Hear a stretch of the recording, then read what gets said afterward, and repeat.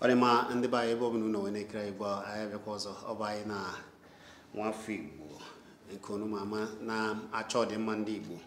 Ọbịa bụ onye chọpụtara Igbo Youth Movement ya bụ IYM. Ọbụkwa ya bụ odeakwụkwọ nke Eastern Consultative Assembly ECA. Ya bụ osote onye odeakwụkwọ nke Igbo Leaders of Thought. Ana m ekwu maka Evangelist Elliot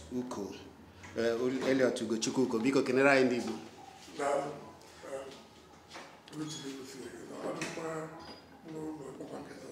Ọ dị mma ka anyị bidogoro ka email maka na kemgbe oge mbụ anyị fụrụ gị nke ikpeazụ anyị fụrụ gị ị na-ekwu ekwu na ewe ndị osochi egbu na-achọ ndụ gị na-achọ imemina gị aka na-achụ gị ọ dị ndị na-achọ igbu ga-egbu m sọsọ gbachikwe ọwụ na chi ebụrụ ọba megbu ọ dị mma igwe ha na-enwe na-achọ igbu bụ na eziokwu m na-ekwu afụfụ na ntị mana ndụbọdụ n'aka chukwu. Ọ dị mma kemgbe ka anyị ka ọnụ bịa bịara ihe na-ewuzi ugbu a bụ na ndị na-agba egwu eke abịakwa n'ọzọ n'ala Igbo agba na nke mbụ nafere gbaa nke abụọ nafere ugbuazi ha batagokwa. Kedu ka isi fụzi nke azi abatara mana ewere ozi ka esi ekwudu maka ya? Ndị staff na-abịa n'ala Igbo bụ egwu eke bụ ndị na-akpa ịgba Ndị Igbo na-enwere ife anyị n'ụlọ bụ ndị emeriri emeri enwere ife ụlọ bụ maka na ebe nwere ọgbaghara gbara Sambisa Forest ebe ndị Boko Haram megara achụpụ emebara aksa ya na Borno steeti ebe ndị ụmụnne Buhari na-egbu ndị mmadụ egbu bụ na Benue, Adamawa, Taraba, Plateau ebe ndị ososi egbu na-egbu ndị mmadụ gara bụ na Zamfara na ebe ndị ọdịjije enwere ndị na-egbu mmadụ n'ala Igbo enwere ndị ọgbagha n'ala Igbo fiburu Python na Australia ọ egwu anyị na-enwere ife anyị ya mere Eastern Consultative Assembly ECA nke mbụga sekretary the Igbo Women Assembly anyị nafa n'ahụ Igbo Traders Union anyị nafa n'ahụ Igbo Student Association anyị nafa n'ahụ Igbo Youth Movement nke mụ abụ the founder Igbo Leaders of Thought nke mbụ the secretary and so many other groups anyị will say na Friday izu ụka anọ Friday September 14th onye ọbụla nọ n'obi ka ndị abụ Python na-abụ igbu anyị nwa anyị nwere ewe anyị ya mere anyị si onye ọbụla nọrọ n'ụlọ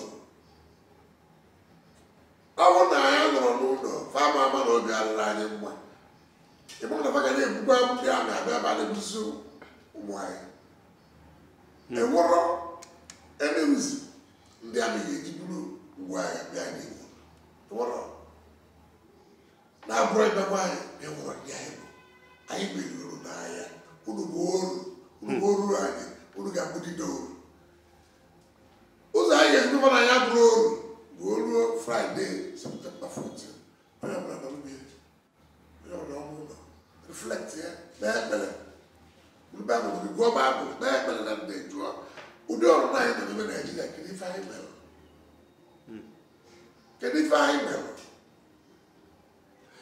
ọ dị mma ikwu na ewu ihe rụtụrụ aka maka ihe na-eme na Borno ugbu a na-anụ anyị na-egwusisi ndị agha anyị ebe a ka ndị amị kwesịrị iji ọbụrụ agha mana ụfọdụ si na ndị agha na-ezijezi a na-egbu bụ ndị South ọnọdụ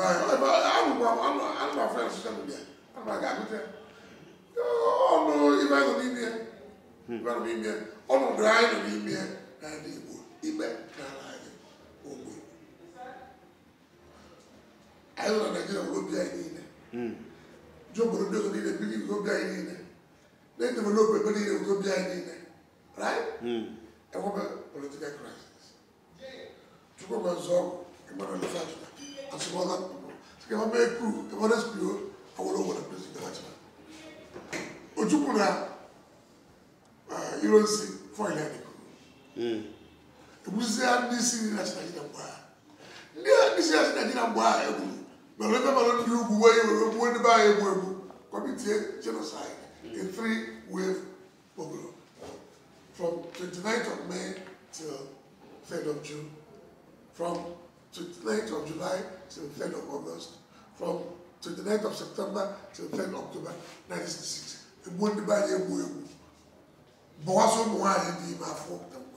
genocide, what I can make you rule. Macanandi, Melia, which one of Panama, and what I have. The boy we buy a also, yeah, but I don't know what I imagine. Budaya, because of the bag. The bag have a Buddha, 3-wave program. We look about the one with the whoever, both of our one below and others, right? On a woman, I have a ball and one of the zone for the from where I have Egyptian pilots, Russian jets, British boot on ground, military advisors, and what's what the buy happen. Why the Parangagari was on Abia? Yes, and you watch her, but you were careful, no boy that to be okay. Nke a wetaziokwu onye osote onye isi ala sị na nhazigharị Nigeria ya bụ restructuring na ọ bụ ya na-eweta ezigbo ọchịchị maka na kemgbe nna m dị ka m nọ oge ahụ a na-ekwusi ego mgbe my father were gramophone and I na-etinye record after his master's voice gramophone I ji akpọ record before the war his master's voice Osibanjo bụ his master's voice. Even the Aubu, so go ahead there. We want to as well. Ugovara as now, na Buhari get to and we go to Buhari is Banjo. So I don't know ya from the Aubu. If Aubu is master's voice. But the position on the Aubu on Nigeria. The unintelligible, ultra bias, null and void, and invalid. About process. 30 states about war. 30 states do war. I can't take but wages have remained equal. The war increase in wages, right? Purchasing power declined here because everything else shut up. Petroleum shut up from 7 naira to 145, right? Dollar shut up from 165 to 360. Every damn thing shut up. So the purchasing power did fizzle. People can't live normal life. People can't feel well. Right? They can't live. What's when I get Chiatazo?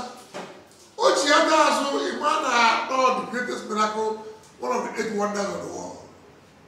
Buhari was rich Chiatazo. Nigeria have there. I want to see the Magato there. Only do good you till you divide you so that you buy 5%. Juno buy the security council. If only you never secure Nigeria, army, military, air force, navy, police, but paramilitary, immigration, custom. If any they want to phone you go ahead. They have 5%. You don't go to power. Ndị ma na-asị na kemgbe ọ batara n'ọchịchị na-ewebe ka ala echi na-ekewakarị ka o si kewa. Yes, never been so divided. Even during the war, I was divided as well. Even now, you the buy need when they know Jos, Lagos. Although September 14th, one day, when you were on your Buna, don't be it. I was a do can you see money where they were? Maka Python dance 3 and 1 and the Roy in Adamo, a war of wire, a war of the last police station, back with the those was thing about. A war of me, not by any village is the money by one a boy, women and children sleeping about one. The woman, the natural, the different ever, so no more enough. Who would never want to send them money. One way there was one of them. 7 years ago. The Minister Buhari has said, therefore, your money on your land. And the law, grazing law, the past because they do. Spokesman Buhari from the national. I went there, they check here, don't do that, I think I'm mine. n'ime ife obodo asa enweghị ndị na-ekwuzi dịka ihe anyị na-ekwu ndị na-echi efi a na-akpọ ndị otu meti ala ekwu okwu ha asị na ha na-eme na Saraki na asị na Saraki na ọ bụ na ọ bụrụ ha ewepụ ya akpọ ha terrorist ọ bụziri ndị nọrọ onwe ha pịa obi ka From spring here, early in the morning, 1 a.m., 4 a.m., Father, we woke the hundreds of sleeping villagers. For Busia, the national Buhari, and the fact they was now on Libya. Not the Libya, cross Chad, Niger, cross over 4 countries from Libya. We are wanting but the blood to the Bedouin, not Libya. We want you to go for the Hapata, I got no good for the Chichi. And as Nani, if you are not quite headache and didn't Naira, a boy is 5 million, 10 million, Nejinaka. Manani Nani, we want to go to Nigeria.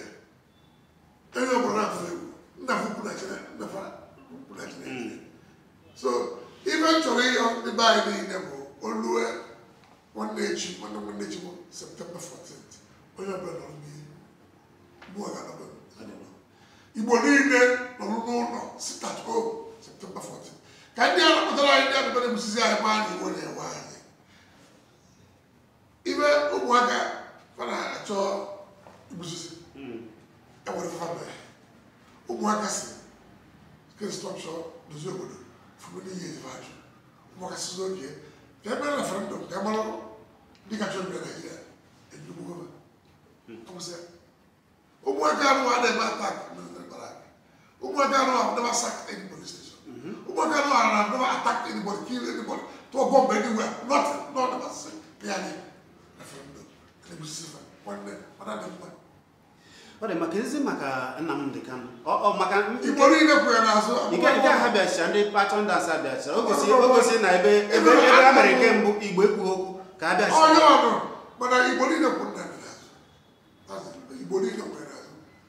September 14th, Manaman or then the Congo. Well, to go, but I did better than the body in the but in my Yamna, Ukubaro, Undibo, Wabo, Oyobana, Omarana, Hanina, and Mendibu, which I had not known September 14th.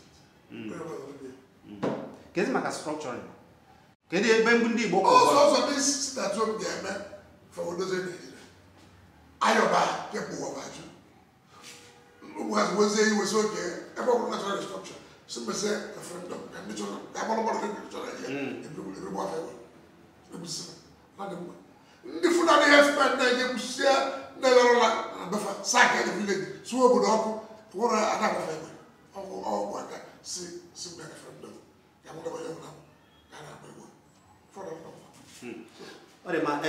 when the folk number 1 in the cream, I'll cut a sum we go on. Kedu ozi ga-ezipụrụ ha ugbu a na agbaghị na ịgwago ndị nọ na Nigeria ha nọrọ n'ụlọ ya pụtakwa ndị n'obodo Igbo ugbu anyị September 14 onye ọbụla ekpere maka ọbara na-akpọfu n'ala Igbo na-ewere ụmụ Igbo a na-egbu enwere ife ndị a na-abịa site party gas na were kpọgbusi ogwasị ndị a na-akpọgbusi enwere ife ife gọọmenti na-ekpọgbusi fa iko blood na fast the structure for okay, get a referendum, come on, again, or not the woman. Or the wrong man. You want a while, what a while, no, September 14th, down. Adema, Oyana Padarobo, Boabo, Obia Choptara, O2 Igbo Youth Movement, Yab IYM. Oboyabo Odakuku nke Eastern Consultative Assembly ECA Boro Osoto Daponke Beyabo Deputy Secretary Igbo Leaders of Thought Ana Mekumaka Evangelist Elliot Ugochukwu Uko ihe gbasara Igbo na-echuru ukwu ana adịkwara mma ka eme ihe o sịrị anyị onye ọbụla n'ụlọ na ina arụkwu ọrụ tupu ya kwesị dobe bunye ihe ise na dalsa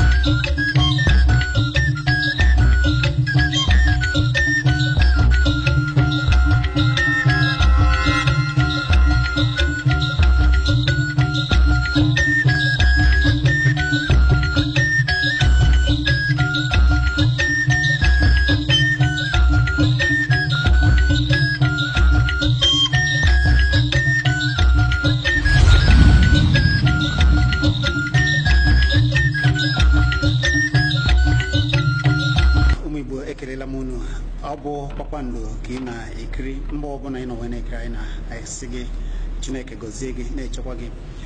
Kpakpando bụ ụlọọrụ onyonyo nke na-akwalite asụsụ na omenala ndị Igbo n'ụzọ pụrụ ebe ọbụla ndị Igbo na-eme mmemme anyị na-anọ ebe a wee kwalite ya n'ụzọ ọma ka oke anyị ghara ifu n'ama ka omenala anyị ghara ịda. Mana anyị na-ayọ unu ụmụafọ Igbo, biko otena anyị na-eme ife a na-akwalite asụsụ na omenala Igbo, ike anyị ka anyị ji eme ya.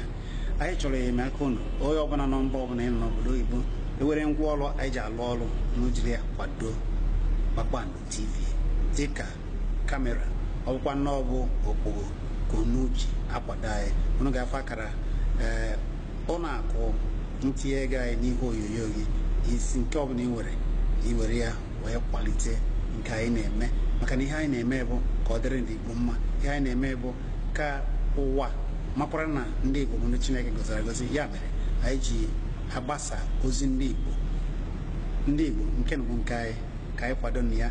Abụ m Chizzy Ani. Ọ ga-adịrịrị ndị Igbo mma. Kwadonu Kpakpando, maka na Kpakpando bụ ihe ndị Igbo. Anyị na-atụ anyị